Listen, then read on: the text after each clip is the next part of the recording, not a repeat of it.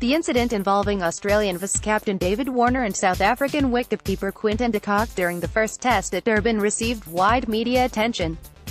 The two cricketers came very close to getting physical with each other, and it was only the intervention of other players that ensured that matter did not deteriorate further. Both the players were summoned by the match referee, who imposed stiff penalties on them for contravention of the Model Code of Conduct of International Cricket Council (ICC). However, the disrepute caused to the game would not be washed away easily by the monetary penalties imposed on the players. The interesting fact is that the fracas took place outside the playing arena but was recorded by closed-circuit television cameras which had been positioned in various parts of the premises near the players' dressing room. The incident took place during the tea break on the fourth day of the match when de Kock, one of the unbeaten batsmen, returned to the dressing room. The footage showed Warner being restrained by his teammates from charging up to de Kock with obvious intention of assaulting him physically. The video showed de Kock, who came into the pavilion behind the Aussie players, trying to ignore Warner, even as Usman Khawaja and Tim Paine tried to coax their vice-captain into getting inside the dressing room. Finally, Aussie skipper Steve Smith had to come out and pull Warner in even as de Kock moved past him into the South African dressing room. Nasty comments. Stories that emerged after the incident came to light indicated that Warner was incensed because of a comment that de Kock made which he felt was vile and disgusting about his wife. South Africans, on the other hand, maintained that Warner had been at their throat during the entire duration of the match. They, in particular, pointed out that during the celebrations by the Aussie players after the run-out dismissal of de Villiers, Warner had yelled at and taunted Aiden Markram. It was also revealed that when players were coming off the field for tea interval, Warner swore at de Kock using filthy language near the boundary line. Matters became murkier when de Kock's sister made a post in the social media to the effect that she would hurt Warner, implying that he had made some rude remarks about her. Match referee Jeff Crow slapped both de Kock and Warner with penalties for bringing the game into disrepute.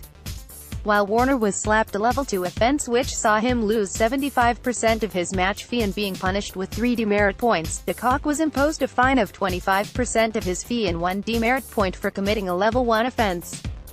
Both de Kock and Warner chose not to challenge the charge framed by the match referee, though the former attempted to minimize the punishment imposed on him by claiming that he was not the instigator and only said something under grave provocation. In the aftermath of the incident, questions have been raised about the behavior of cricketers, with many critics and former players coming out in the open against the practice of sledging indulged in by the Australian players. They were infuriated by the statements made by Aussie coach Darren Lehmann and some of the players that though they played the game the hard way, they did not cross the line. Questions were asked about the sanctity of the line and as to who allowed Aussies to decide on it. Even Ian Chappell, who was known to play the game without giving away an inch, called for suspension of not only Warner but also of the captain and coach of the Australian side. He stated that unless such tough measures were taken, there would soon be instances of fisticuffs and only strong deterrent action against those responsible for on-field actions of players would curb this menace. Thin line. This incident again brings us to the question of how to maintain aggression on the field of play without allowing it to descend into boorish behavior. The Australians have traditionally played cricket in a very competitive manner, never yielding a quarter and fighting till the last ball. However, they also developed a reputation for not carrying the events on the field beyond the boundary line. Dennis Lillee could be the most menacing fast bowler when he had the ball in his hand, and he would intimidate the batsman in every possible manner. But he also had the habit of sitting with a beer in the dressing room of the opposing side once play was over for the day. This practice of playing hard on the field while being friendly off it was changed when Alan Border was at the helm. Border thought that showing any signs of friendship towards the opponents was an admission of weakness. Steve Waugh built on this school of thought to develop the concept of utilizing mind games to defeat opponents. The behavior of present-day Australian players is essentially the continuation of this trait of getting under the skin of players of the opposing sides to make the job of their bowlers easier. Misbehavior by players on the field are not unusual in any sport, but seldom do they descend to the level of fistfights or lead to incidents off the field. The only incident that one can remember where sledging on the field of play led to physical assault off it was the Slapgate, involving S. Sreesanth and Harbhajan Singh during the inaugural edition of the Indian Premier League in 2008. In that instance, Harbhajan slapped Sreesanth after the match got over when players were shaking hands, in full view of the spectators and television cameras, allegedly in response to the latter sledging him when play was in progress. There was also an altercation between Lilly and Pakistan's Javed Miandid during the Test match at Perth in 1981, when the two nearly came to blows and had to be physically separated by umpire Tony Crafter. Infamous Duleep Trophy final, an incident that readily comes to one's mind while on the subject of misconduct of players on a cricket field, took place during the Duleep Trophy final between North Zone and West Zone in 1991. This was a high-scoring drawn match which went into record books for the various instances of player misbehavior. Batting first, North Zone piled up a total of 729 runs for 9 wickets, helped by a patient innings of 180 by Raman Lamba. West Zone started off strongly and Ravi Shastri and Sanjay Manjrekar reached centuries. However, Manjrekar did not take kindly to the decision of umpire K.B. Ramaswamy to rule him out caught at silly point. During the tea break that followed, he went to the umpire's room and had a heated argument with the official who gave him out, an action which went against all canons of sporting behavior. After West Zone innings ended at 561, North decided to bat again and Rashid Patel, the opening bowler, stepped on the danger area of the pitch for which he received a warning. This annoyed him and he deliberately overstepped while bowling the next ball, which was a beamer aimed at the head of Lamba.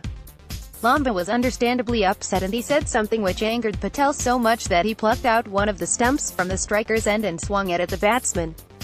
Rashid chased Lamba with the stump in hand till good sense prevailed on other West Zone players who managed to restrain the bowler and remove the weapon from his hand.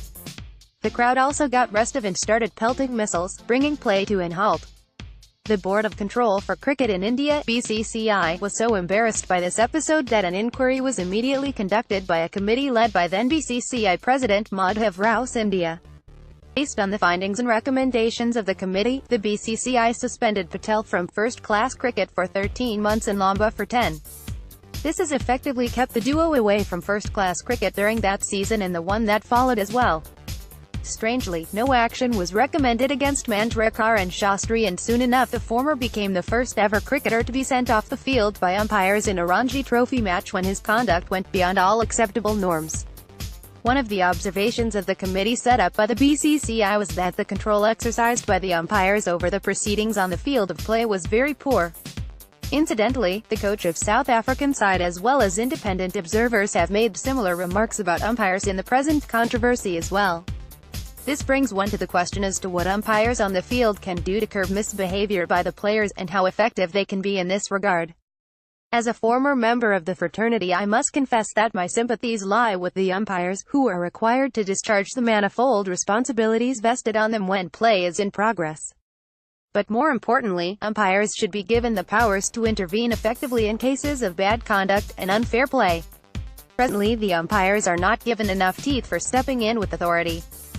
Further, the presence of a big brother in the form of match referee inhibits umpires from stepping in forcefully during the initial stages of a confrontation, when it is easiest to cool the rising tempers. Umpires are the best judges about tension levels on the ground, and a quiet word from them with the captain when they see explosive situations developing would go a long way in diffusing them.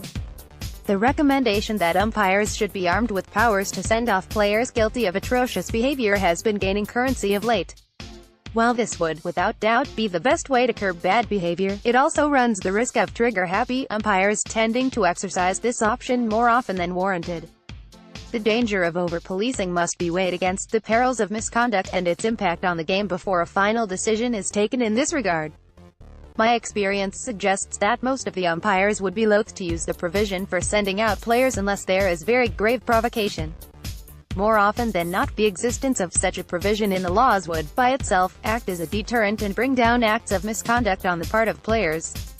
The incident involving Warner and de Kock took place in the pavilion, but had its origins in the sledging that occurred on the field of play. Prompt intervention by adequately empowered umpires could have nipped the issue in the bud itself. The ICC should use the lessons learned from this episode to frame provisions giving more powers to the umpires on the field to intervene effectively if recurrence of such instances are to be prevented. The author is a former international umpire and a senior bureaucrat. Read more from Vantage Point.